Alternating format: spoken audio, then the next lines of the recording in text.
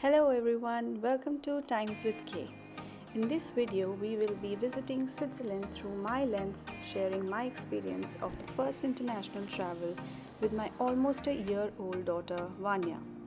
This dream destination holiday was to celebrate her first birthday. I will be sharing my mistakes and tips while traveling with the baby. So after bidding our byes to our family, the first stop to begin our journey was at the baggage check-in. A very important thing that you need to ask the staff while you check in is to request for a bassinet for your baby to sleep in and also ask for your seats to be in front of it. For people who don't know, bassinets are little beds for the babies in which they could sleep. We had a connecting flight from Istanbul and were lucky that we got those seats on our flight from Delhi to Istanbul. Unfortunately, not from Istanbul to Zurich, but we were okay as our connecting flight timings were of Vanya's awake time. So my tip here, to avoid the situation of last minute unavailability, you are required to pre-book bassinet and seats for a comfortable travel, which comes with an additional cost.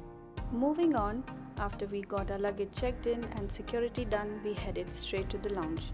As ours was an early morning flight and we had reached the airport in the middle of the night, we wanted Vanya to have enough sleep and rest while she could, so that she's not cranky because of less sleep during the flight. While we prepared our packing list, we bought a very important thing for her, which was a portable stroller, and it turned out to be a blessing for us in the entire trip. A portable stroller is easy to carry and fold, and it's of the right dimensions to fit in the flight cabin. While it helps in excess carrying of the baby on your shoulder, the little compartment at the bottom also helps in storing your extra luggage. Finally, it was our time to board. Vanya was up and excited, and so were we, to take our daughter on her first international trip experience. While we were nervous, to our surprise, she was very well behaved and under control without disturbing other passengers.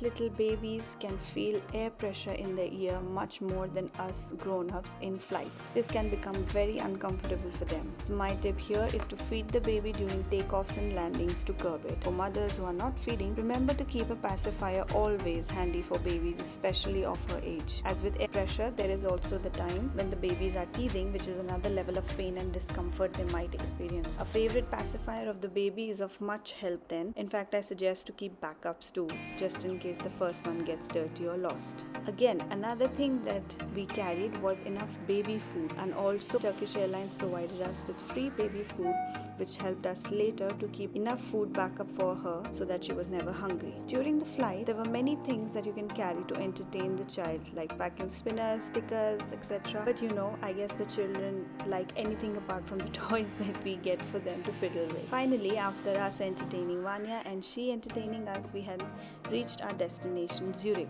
A tip from my end is to try to travel light, as you'll need more hands to handle the baby. We had 2 big suitcases, a rucksack which was managed by my husband, and I carried Vanya, stroller and my purse. Now when you step out of Zurich airport, you are in a crazy shopping mall kind of an experience where you see shops, restaurants and different arrows showing you a way to the taxis and buses and trains. Like everyone, we had also purchased the Swiss travel pass, but it was applicable from the next day of landing. So for that day, after cross-checking with the SBB counter, we took a train ticket from Zurich to Dubendorf, where we had our Airbnb. Here our struggle was navigating the trains and platforms. A very interesting thing about Swiss trains is that they are always on time. If the train time is 12:03, kid you not, it will come at 12:03 only, not before, not later.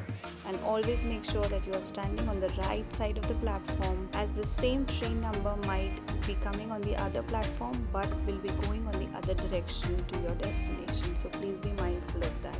After maneuvering it through the right train, we had finally reached the Dubendorf station, from where we had to take a bus to our final Airbnb. But again, we were really confused that we have bought a ticket and we have reached the bus stop, but we don't know that how are we going to take a bus, where do we get the tickets of the bus. So standing all confused, really helpful lady that came and explained to us that how the ticket that we have purchased was not just for the train but for that entire zone. So in Switzerland, when you buy a ticket for the entire zone, which includes traveling in trains, buses and tram, covering that particular zone. After all that hassle and hungry cranky baby, we finally made it to our Airbnb. To know the adventures of our next day, check out the next episode on Adventures in Switzerland with our 1-year-old.